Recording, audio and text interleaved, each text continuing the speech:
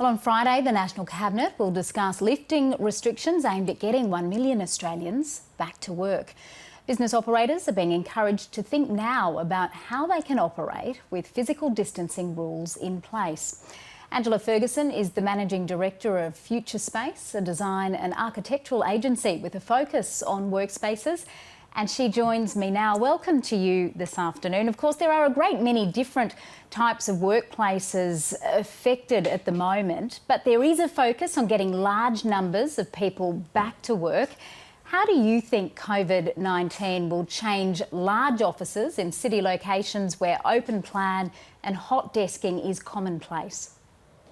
Look, I think the global pandemic will really mean that the way we work has changed forever. So much like 9/11 really changed the way we travel, there'll be a lot of new measures in workplace design that are related to, post-COVID-19. So things like wellness, things like social distancing, shared spaces, how and where we meet, mobility. These are all things that are up for grabs in terms of workplace design going into the future.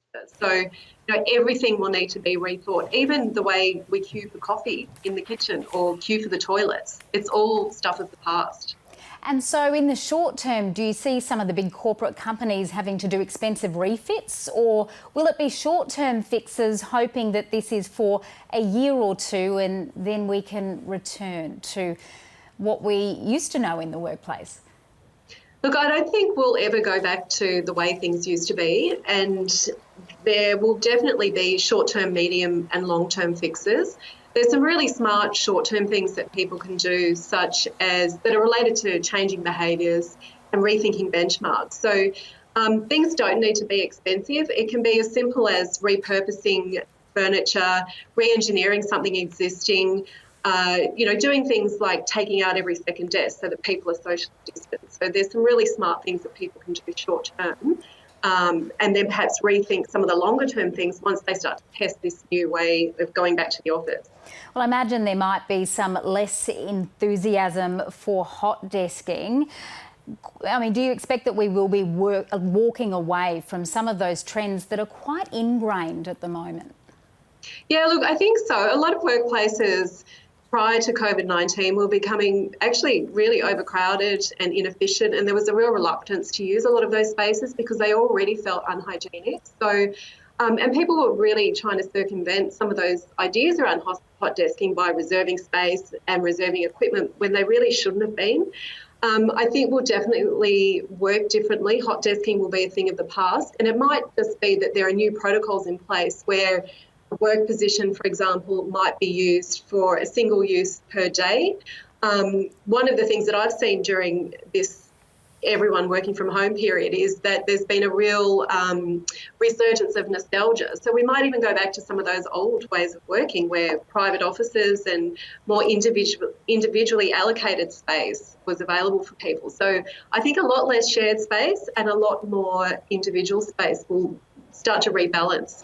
And so if workers need more space to do their jobs, does that mean companies are likely to look for greater spaces in the CBD and other places wherever they're located? Or does it mean that we are likely to see people continuing to work from home and prizing a separate workspace in their residence? Yeah, look, I think people will definitely continue to work from home. It's been a fantastic social experiment to have pretty much the entire world working from home. The meaning of the workplace will really change. There'll have to be a really good reason now for people to go into the office when it's proven that they can work from home. So some of those, perhaps the increased need for space will be offset by the fact that people are working at home part of the week. I think there's a real opportunity for us to create a whole new way of working in Australia. Some of the way that we design our workspaces is amongst the most innovative in the world. So we've got a great chance now to be able to, design some really interesting creative spaces that are a fantastic hybrid of the best of both worlds. We're going to have to check in with you to see how that turns out. Angela Ferguson, thank you. Thanks.